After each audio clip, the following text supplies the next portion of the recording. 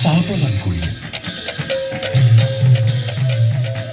10 বছৰ নহওঁতেই শংকৰে বাৰিষা ফেনে ফুটুকাৰে বাঢ়ি অহা ব্ৰহ্মপুত্ৰ সাঁতুৰি ইপাৰ সিপাৰ হ'ল।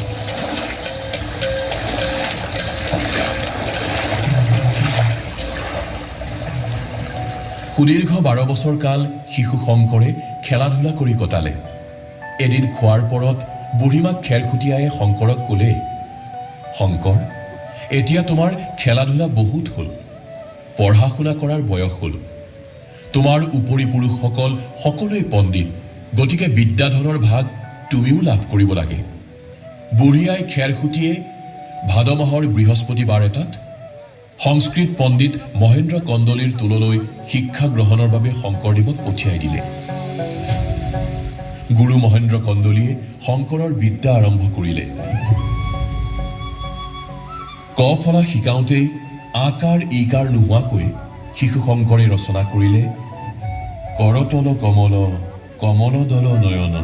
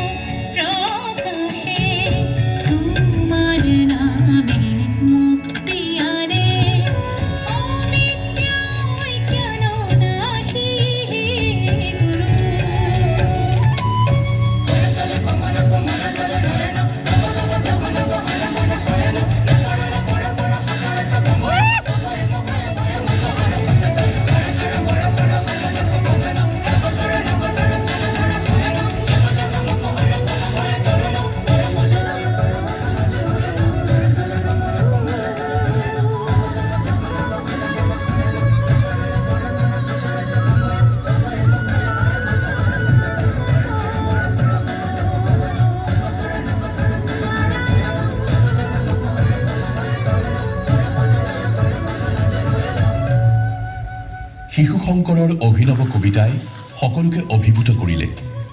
আন এদিনাখন পঢ়াশালীতে শুই পৰা শংকৰক প্ৰকাণ্ড ফেটিসাপে ফনা মেলি বেৰৰ জলঙাৰে অহা ৰ'দৰ পৰা ৰক্ষা কৰা দৃশ্য দেখা পাই গুৰু মহেন্দ্ৰ কন্দলীয়ে শংকৰক ওজা চাটৰ পাতিলে, দেৱ আখ্যাৰে বিভূষিত কৰিলে।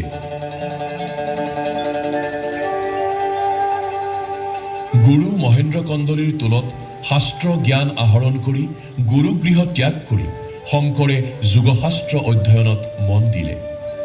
যোগাভ্যাস আৰু অসীম শাৰীৰিক শক্তিৰে শক্তিমন্ত শংকৰে প্ৰকাণ্ড ষাঁড়গৰুকো 2 শিঙত ধৰি মৰ্দন কৰিবলৈ সক্ষম হৈছিল।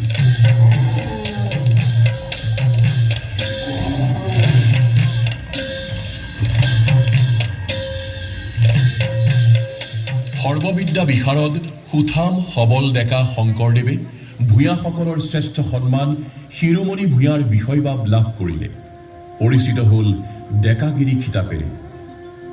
একান্ত শাস্ত্ৰ অধ্যয়ন আৰু গভীৰ ধৰ্ম চৰ্চাত নিমজ্জিত শংকৰদেৱে সংসাৰৰ প্ৰতি অনাসক্ত হোৱাৰ আশংকাত পৰিয়ালে সিদ্ধান্ত ল'লে 21 বছৰীয়া শংকৰদেৱৰ বিবাহৰ।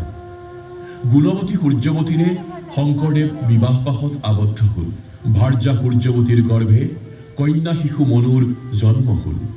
পিছে বিধিৰ কি অখণ্ডনীয় বিধান, অকাল বিয়োগ ঘটে ফুলকুমলীয়া মনুৰ মাকৰ, প্ৰাণৰ ভাৰ্যা সূৰ্যৱতীৰ।